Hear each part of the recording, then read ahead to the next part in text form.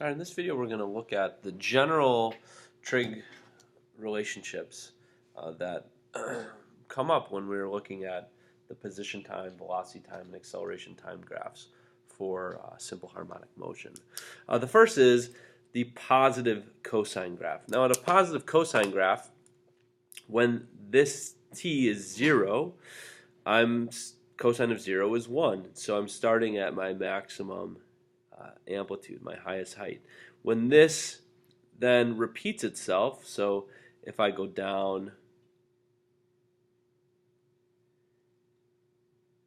and back up again to where I started, show a couple phases, every one period, right, this time would be the time of one period.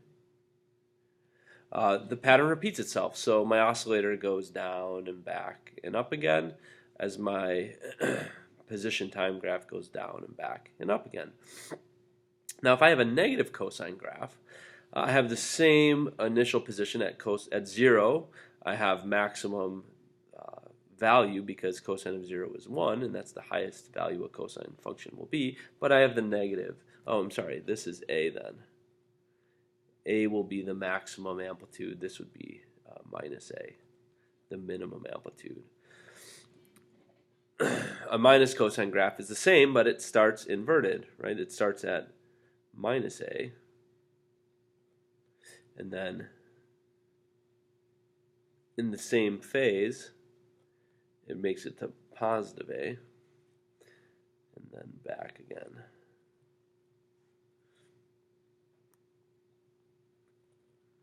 So, positive cosine graph, negative cosine graph. The key here is when the time is 0 or after it's repeated itself, the cycle, you're at maximum amplitude. Now a sine graph, the sine of 0, I should add that in, cosine of 0 is 1.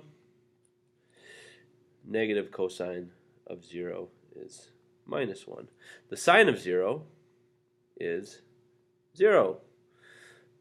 Minus sine of 0. Still 0, but the difference is when I start with a sine graph, I start at 0, and then a quarter through my phase, I'm at my max, and then halfway through my phase, I'm back at 0, and then 3/4 through my phase, I'm at my min, and then back at 0. So a sine graph and a cosine graph are the exact same in terms of their shape, as long as I have the same angular frequency, which gives me the same period. They're just shifted over, and they would be shifted, in this case, if I go from cosine to sine, I shift over 90 degrees, or pi over 2 radians. Or if I take this graph and slide it over a quarter of a period, I would get the same graph here. Negative sine graph, same as sine, but opposite. So it starts at 0, and I reach a min first, and then I go back to a max, and then back like this. So there are your general 4 trig identity graphs as functions of time. In this case, too, the maximum would be A, positive A, minus A. They would just occur at 90 degrees or pi over 2, since the sine of pi over 2 is 1. Same thing here, positive A, negative A. Now, in each of these, what does A represent? Well, A represents the max value of the function. So if the function was an x of t graph, that would be the amplitude. If this was a v of t graph, that would be what we call Vmax, maximum velocity. And if this was an A of t graph, it's what we would call Amax, maximum acceleration. So one thing we can note right off the bat, and I'm going to zoom this out a little bit, notice where I'm at maximum amplitude, right? Like let's say this is a position time graph. When I'm at maximum amplitude, my velocity is 0.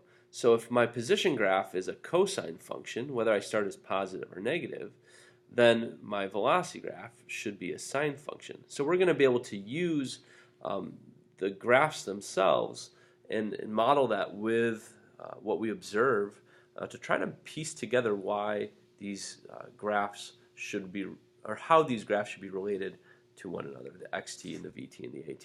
Now in each of these graphs, what does omega represent? Well, this is still the angular frequency.